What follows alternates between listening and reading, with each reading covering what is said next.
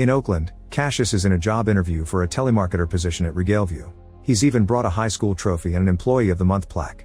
However, manager Anderson can tell all the experience on the resume is fake. One of the phone numbers belongs to Cassius' friend Salvador, who is applying for the same job and forgot to change his outgoing message, and Anderson used to work at the other place on the list, so he knows Cassius wasn't an employee there.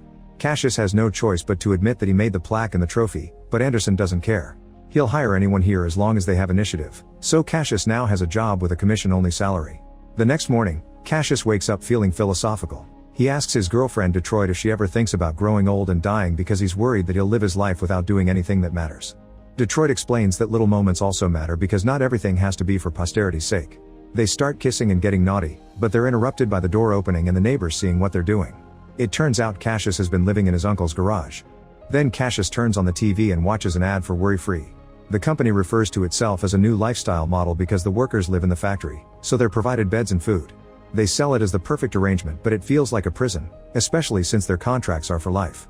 On his way to work, Cassius is stopped by his uncle Sergio, who reminds him that he owes him 4 months of rent. Sergio is drowning in debt, so he gives Cassius 2 weeks to get him the money. Cassius complains about his uncle not being nice to his own family, so Sergio reminds him that he gave him a car, which barely works. When Cassius arrives at the office, he notices that there's a very fancy elevator at the back and stares at the boss, Mr. Bleep, whose name is censored whenever it's mentioned. Manager Johnny takes Cassius to his desk and explains that a light will be turned on whenever he makes a sale. If he works hard, he could become a power caller on the upper floors and make real money. Then Cassius makes his first call. He imagines himself appearing in front of a couple having breakfast, but the guy hangs up as soon as he says hi. The second call is picked up by a woman doing the naughty, and she also quickly hangs up.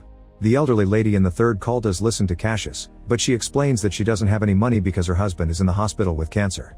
Cassius doesn't know what to do and sees the sign reminding him to follow the script, which says he must make any problem a selling point. He tells her that the encyclopedia he's selling includes tips on how to stay healthy, causing her to hang up. The next day Cassius keeps failing to make any sales. His coworker Langston laughs at him and tells him to use his white voice. Cassius is confused by this and says that he's often told he sounds pretty white, but Langston explains that's only Will Smith white, which is just being proper. The real white voice doesn't have a care, it's paid its bills and is happy about the future. Langston clarifies that white people don't actually sound like that, it's what they wish they sounded like. He changes his voice to show off the trick and Cassius is in shock. It's almost like Langston is being dubbed. Sometime later, the employees attend a meeting to meet the new team leader Diana.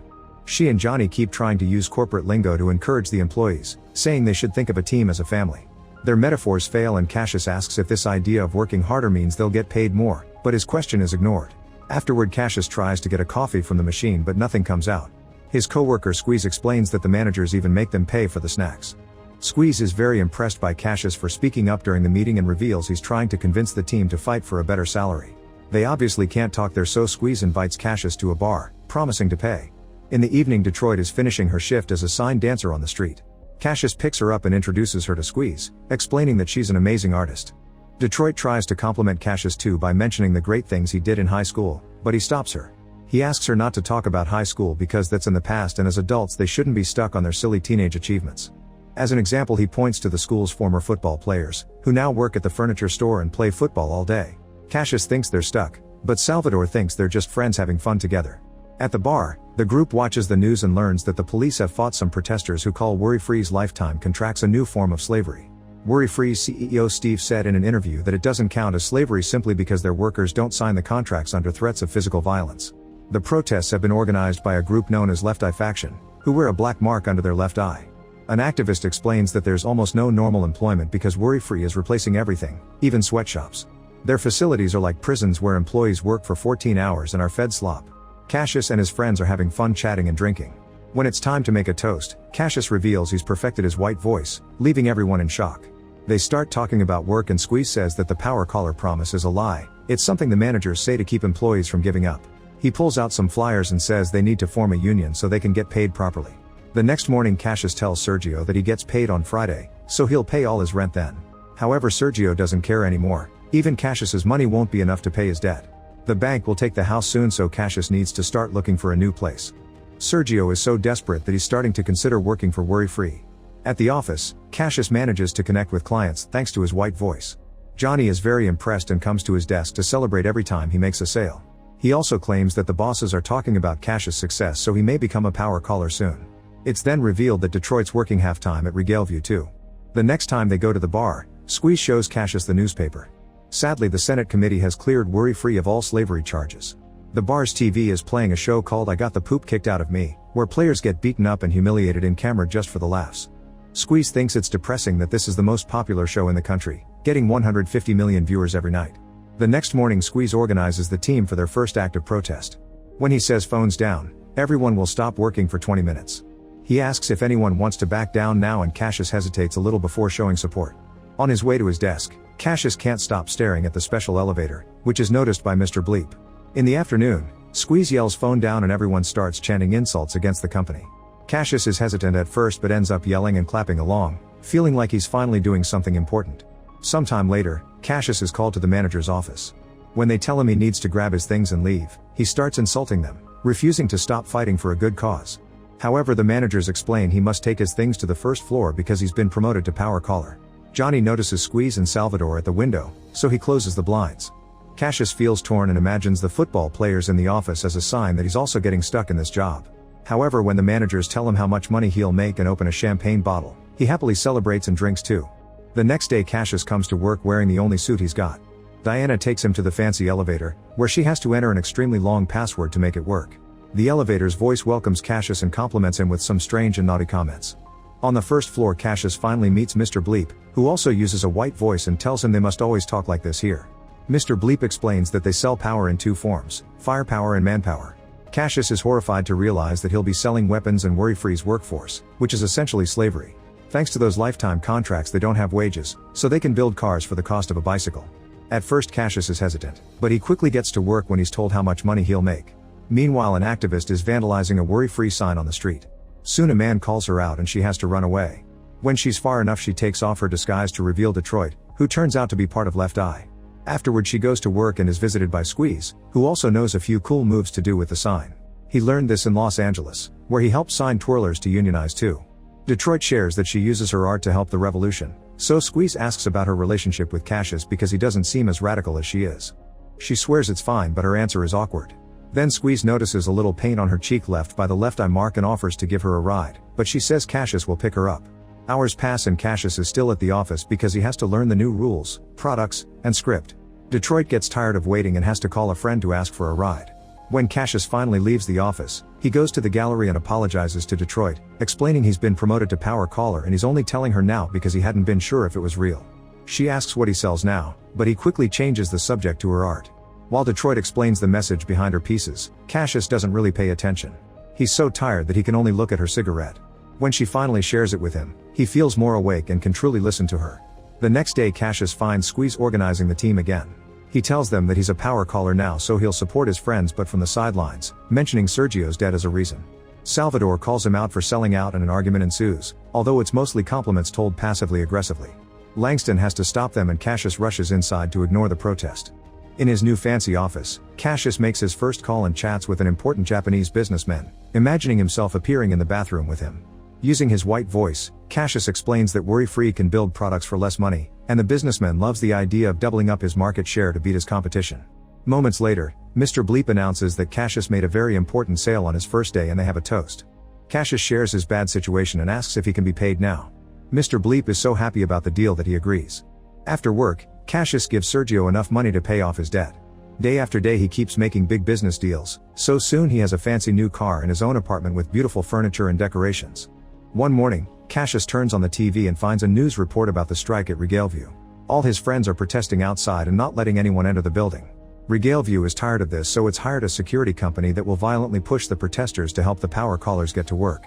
When Detroit wakes up, Cassius talks to her in his white voice. She calls him out and he apologizes, saying he did it without thinking. Detroit thinks that's a bad sign and says she can't do this anymore. Cassius has been going to work in the middle of the protest, and Detroit thinks he's betraying the cause and his friends. An argument ensues and they end up fighting over the covers. After falling off the bed, Cassius says he wanted a good job to be more interesting for her. However, Detroit explains she already liked the old Cassius and if today he crosses the picket line, their relationship is over.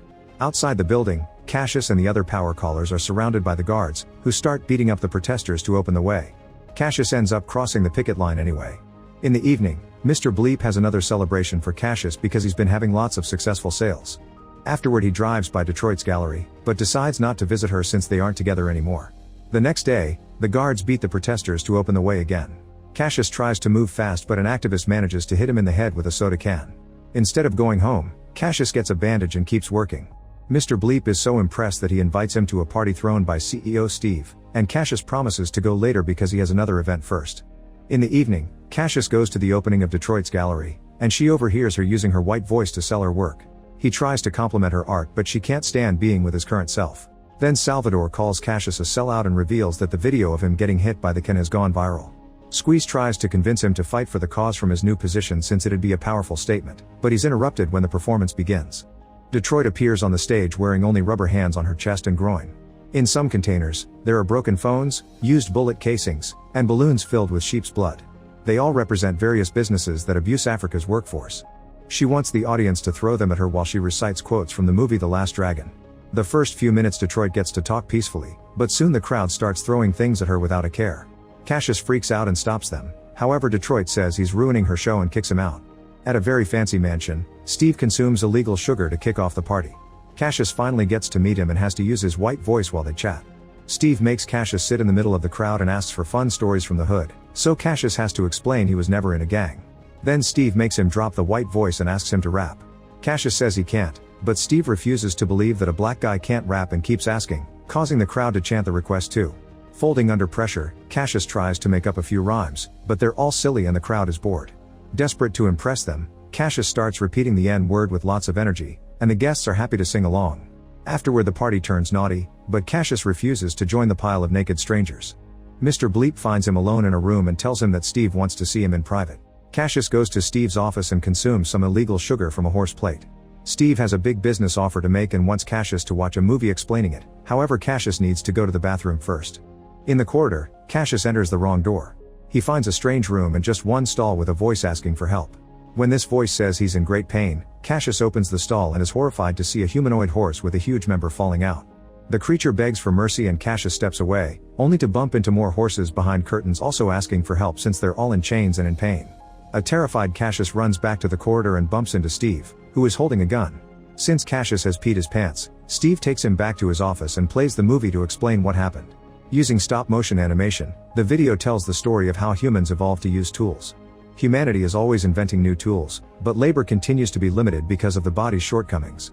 That's why Worry-Free has developed a chemical that can make people more efficient, durable, stronger, and therefore more profitable. This chemical transforms humans into horse-like creatures called equisapiens and looks like sugar. Seeing this, Cassius freaks out because he thinks Steve made him consume that chemical. However, Steve assures him that he only gave him recreational sugar. He explains that they're making millions of equisapiens, which means they'll have their own society and culture soon. The company wants to prevent a union or rebellion, so they want one of their employees inside to keep things under control. Steve will pay Cassius $100 million if he agrees to be the equisapien leader for 5 years, and at the end he'll get an antidote to be human again. However, Cassius thinks it crosses a line and money won't change his mind this time. The next morning, Cassius finds an article talking against Worry-Free. He looks for his cell phone but he can't find it, so he uses his landline to call the newspaper and tells the journalists about the horse experiments, but nobody believes such a crazy story. When he turns on the TV, he discovers that a host is teaching kids how to make a wig that represents the can incident. Later at the doctor's office, he hears on the news that the activist who threw the can at him now has a contract with the soda brand. Cassius asks the doctor if he's becoming a horse by showing him his member, and the doctor kicks him out. At his apartment, Cassius asks Detroit the same question, but she says his member is the same size. She also complains because he tried to call her last night, so Cassius reveals he lost his phone. Detroit shares that she received a video message from his number that she didn't open because she thought it was dirty, so they watch it together now. It turns out his phone fell when he ran from the horse and accidentally video called Detroit. It recorded the equisapiens, the scientists injecting them with sedatives, and Steve threatening to turn them into glue. Afterward, Cassius and Detroit get naughty, although Detroit warns him that this is just a fling and they can't get back together. Cassius swears he's changed and he won't be a power caller again, yet this isn't enough for her. After Cassius falls asleep, Detroit sneaks out to prepare a new plan with the left eye. The next morning, a statue appears in front of Steve's mansion showing a man getting dirty with a horse. A sign says Worry-Free is turning workers into horses, but people think it's a metaphor. Meanwhile, Cassius goes for a walk around the neighborhood, but people keep mocking him for the viral video and even throw drinks at him. The humiliation gives Cassius an idea. The next day, a new soda ad shows the activist kissing an actor playing Cassius. When the I Got the Poop Kicked Out of Me show begins, Cassius appears as the new player. He agreed to participate in exchange for playing his video, but first he has to go through several painful and humiliating games. After he gets beaten up and covered in poop, the show finally plays the video of the Equisapiens. For the next few days, Cassius appears in multiple serious shows to warn people about worry-free. Unfortunately, the world is corrupt and Steve is seen as a genius for helping the economy with more efficient labor, causing worry-free stocks to skyrocket. One afternoon, Cassius meets with Squeeze and Salvador. He apologizes for betraying them and promises to fight with them from now on. He also expresses his frustration because nobody is taking his warning seriously, so they need to stop the power callers from crossing the picket line tomorrow to get a win on TV. When they look out the window, they notice that all the kids are wearing wigs for Halloween. Cassius spends the rest of his day planning. He contacts the football players and moves Detroit's sculptures. By looking at the video, he learns the password to Steve's lock and sneaks inside the mansion. The next day the protesters are using the wigs to reclaim their meaning. The guards start beating them up to open their way, only to crash into Detroit's disguised statues. Once the guards are weak, the football players finish taking them down, causing the power callers to walk away. The protesters celebrate their victory, but sadly they're interrupted when backup arrives. Chaos takes over the street as the guards beat everyone up and even use gas.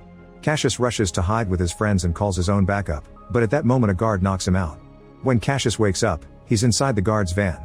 He looks out the window and discovers that guards are still brutally beating up the protesters. However, the fight takes a turn when the Equisapiens show up. It turns out Cassius freed them in exchange for their help. Using their enhanced bodies, the Equisapiens easily defeat the guards and break the van door open to release Cassius. When a company helicopter appears with a searching light, the Equisapiens have no choice but to run away. The protesters still consider this a win and Detroit is so impressed by Cassius' plan that she gets back together with him. Afterward, Cassius moves back to his uncle's garage, but he keeps the nice furniture in his car. With his last money, he buys a nice car for Salvador as an apology for his betrayal. When Detroit comes to see him, their romantic moment is interrupted by overwhelming pain. Cassius looks up to discover that he's turning into an Equisapien after all. Sometime later, Steve hears the doorbell. When he checks the cameras, he's horrified to discover that Cassius is leading the Equisapiens to invade his mansion. Make sure to subscribe and turn on notifications so you can watch more videos like this. Thanks for watching.